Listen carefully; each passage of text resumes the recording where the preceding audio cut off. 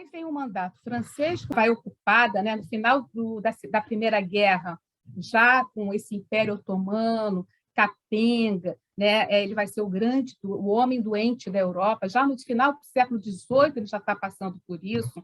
No século XIX também já tentam várias tanzimetes, várias reformas que acabam não dando certo e que vão culminar com a chegada dos franceses. Nesse intervalo, né, antes do final da guerra, em 16, a revolta árabe, liderada pelo Faisal Ibn Hussein, xerife de Meca, e essa revolta, a cidade participa, né? Mas depois, por conta de uma estrutura política, acaba rompendo, isso aí, ela acaba voltando, aceitando a entrada dos franceses, né? Eles fazem um acordo passado, obviamente, depois do Sykes-Picot e por aí vai. Com o final da Primeira Guerra, a cidade ela passa a ser a capital do Grande Líbano e ela vai gozar desse status até 1926, quando passa a ser conhecida como a República Libanesa.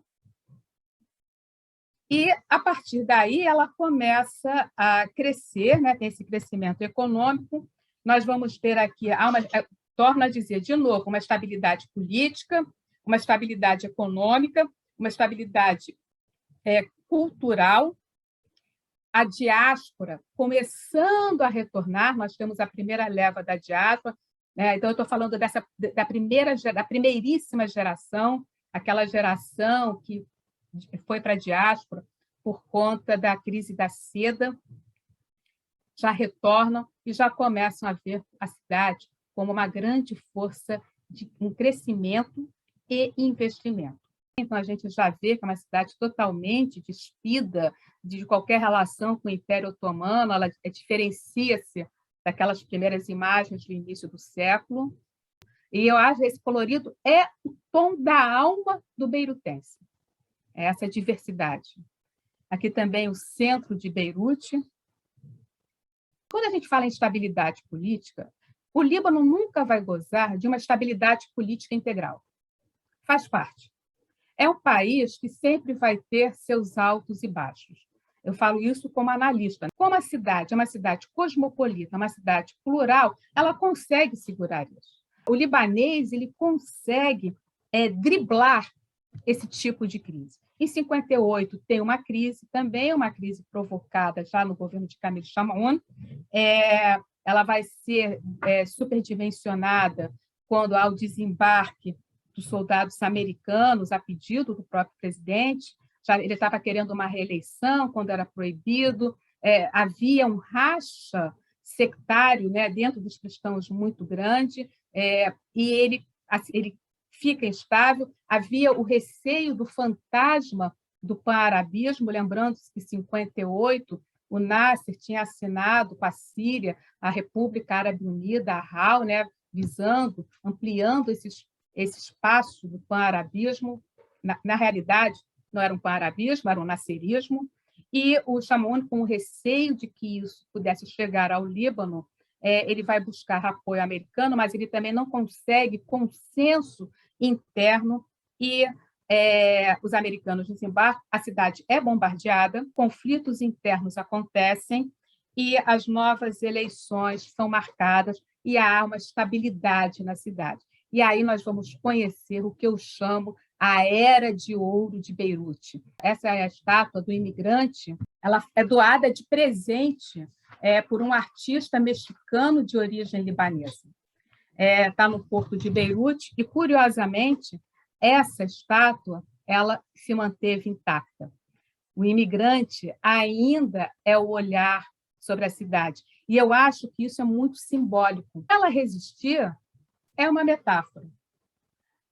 Há uma simbologia nessa resistência. Não é só a resistência do povo libanês que está internamente, é a resistência desse imigrante que ainda acredita nesse país, na força desse país. Eu não posso deixar de ver com esse olhar, com essa simbologia. O que vai alimentar, nesse período, né, dos anos 60 até 75, o que vai alimentar a cidade é o turismo, É a estabilidade. Por que ela é chamada de Suíça do Oriente? Porque ela está atraindo investimentos europeus para a cidade.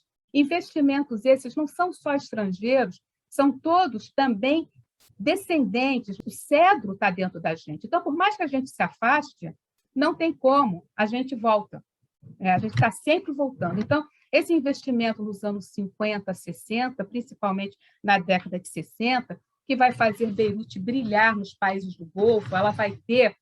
E aí vem os anos 70, o boom do petróleo, os países do Golfo querendo, ao mesmo tempo, uma liberdade que eles não tinham em seus países, vão buscar isso no Líbano, e, ao mesmo tempo, eles estão buscando investimento, e, ao mesmo tempo, eles sabem que estão num país árabe. E aí eu sigo a tese do Samir Kassem, que Beirute é a cidade mais oriental do Oriente Médio. Reduzi-la a uma cidade ocidental é muito pouco. E ele vai dizer que ela é a mais oriental justamente por todo esse seu cosmopolitismo. Ela atrai de todos os lados. A década de 70, ela, como eu falei, ela é conhecida como a Suíça do Oriente. Por quê?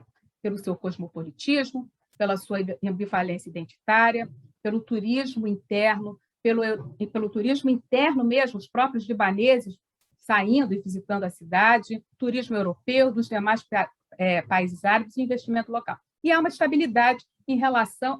É o país, né, o Líbano, e principalmente, né, representado por Beirute, vai ser o país mais estável de toda aquela região nesse momento. Porém, tem um sectarismo adormecido. Tem um sectarismo adormecido e que, a qualquer momento, ele poderia explodir. Ainda antes da guerra, o estilo de vida bem era uma espécie de França, o sul da França.